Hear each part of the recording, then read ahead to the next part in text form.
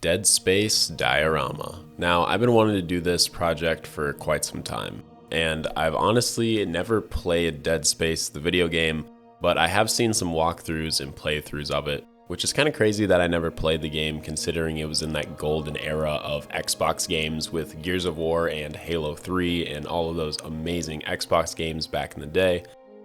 But I wanted to make this diorama feel like you are in the ship itself.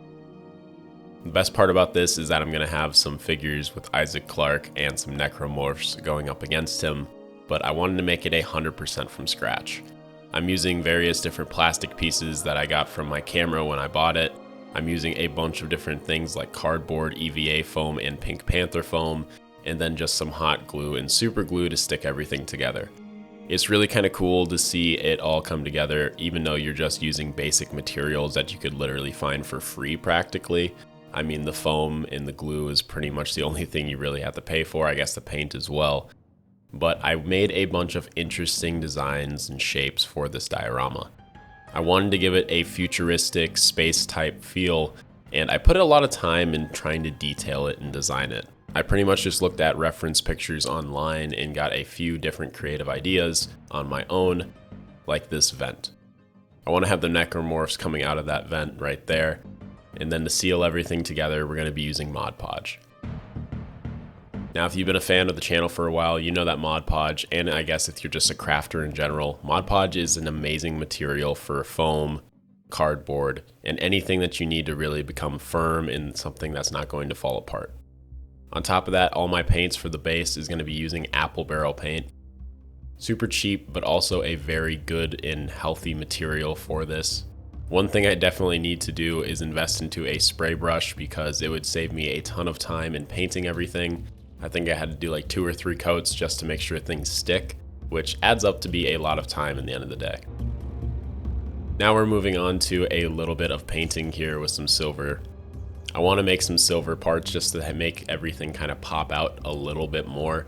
And when things pop out and you have a different contrast in colors, it makes the diorama look a lot more interesting, which you'll see later on. Kind of going around and meticulously painting everything does get quite tiring after a while, but it is an important aspect of this diorama. Now we're going to be doing a white dry brush across everything in the base here and on the entire diorama itself.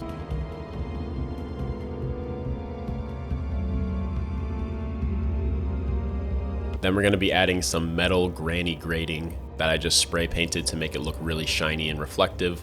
I thought that this would add a bunch of detail to the floor of the diorama, which it did, so I'm very happy that I did this. And it really wasn't that hard, you just kind of cut everything out to scale. Pretty much the hardest part of this diorama was just the time on creating everything. Same with creating these necromorphs. So I had to create them all with Mega Construx figures, which I typically like to use Mega Construx figures the most because they have the most posability for making my own customs, and I think they look really good. Then we're doing a black wash to get all that nice detail that I sculpted on with some green stuff.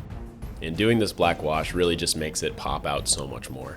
These necromorphs are scary, dangerous, and vicious, and they're going after Isaac Clarke, ready to kill him and anybody else that's on his team. And I guess infect the whole galaxy with the marker. Like I said, I've seen a lot of playthroughs of the game, but I've never played it myself.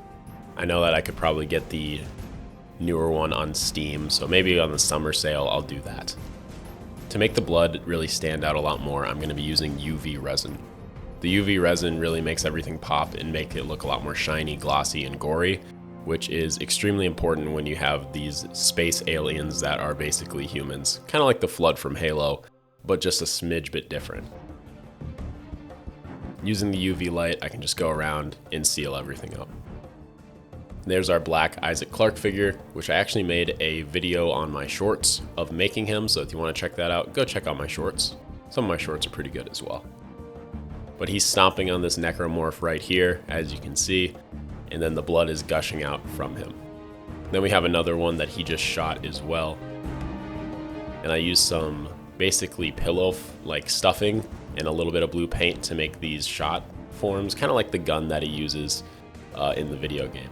For the vent, I wanted the vent to be busted open and broken up, so I just took a bunch of little pieces of cardboard and then bent them and added all the necromorphs around. He is surrounded, in danger, and probably not going to survive realistically. I mean, I would probably die from all these necromorphs.